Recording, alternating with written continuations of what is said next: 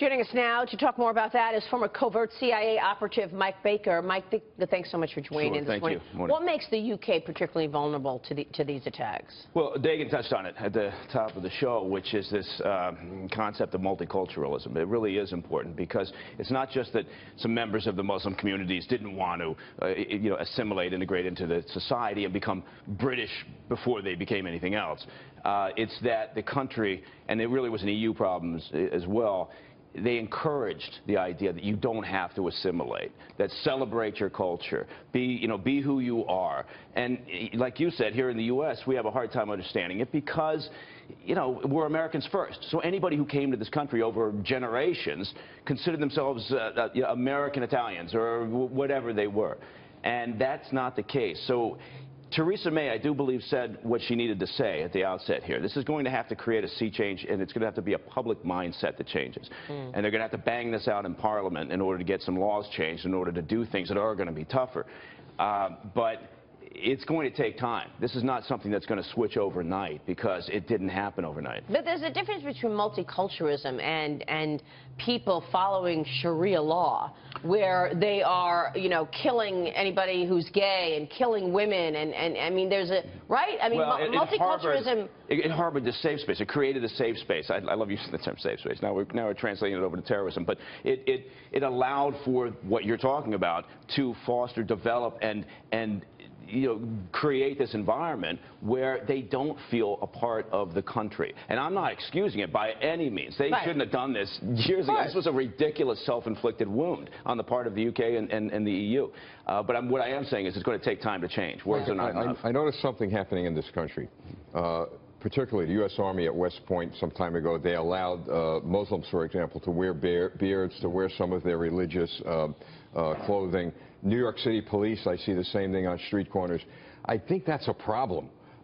You come to this country, you should respect our flag, respect our culture, and the problem is, as you say, we are creating a division. And how do you feel about that? I mean, no, I agree. I mean, it used to be you'd come and, again, I don't know any other eloquent way to say it. You were an American first, and you adopted this country as your new home, and you respected the land and the laws and the culture. And it's slowly eroding. And how we walk that dog back, I don't know, because maybe we don't. That's way above my pay grade. But what I do know is the UK right now, I've worked with MI5, I've worked with SO-50, the Counter-Terrorism Command, I've worked with MI6, I worked with the Met. I know these people, and they're fantastic, they're excellent, and they're doing as much as they can within the parameters that they're allowed. And talking to some of those folks now, after the past few incidents, they all feel the same way, which is essentially, we got to stop this. We got to stop being so liberal. We got to stop being politically correct. There are 23,000 jihadis in the United Kingdom, and 3,000 of them are under surveillance at this point, and that's according to previously, or they're able to track 3,000 of them. The Wall Street Journal editorial page sums it up like this. Theresa May talked about involving difficult and embarrassing conversations with the Muslim community. The Journal says this has to include an end to the political coddling of the so-called soft Islamist groups and imams who treat candor about the Islamic threat as anti-Muslim or refuse to identify radicals in their midst. It is coddling of these self-isolating Muslim communities. Right. And they've had a problem with this for years, just simply going after individuals who were recruiting talent, assets for the Islamic State. There are reports in Britain, including in the Times, one of the London Bridge terrorists tried to recruit children to the Islamic State and was twice reported to the police over these efforts, twice. So these people are on their radar screen. Theresa May wants to actually extend the duration of the custodial sentences of terror suspects, but again, it's the laws that will hamper that. That's right, and that's what people hear. People hear, well, wait a minute, he was on the radar screen. Why didn't they do something? Right. How can they get something, do something? But they can't do it because the laws don't allow it. And it's the same with the Bureau here. As you know, you can only do what you're allowed to do. That has to be a public conversation, or at least it has to be a conversation up on Capitol Hill if we're talking about the U.S., and change the laws. So keep in mind, about 800 of those individuals in that community went and fought in the Mideast with ISIS, and then they returned.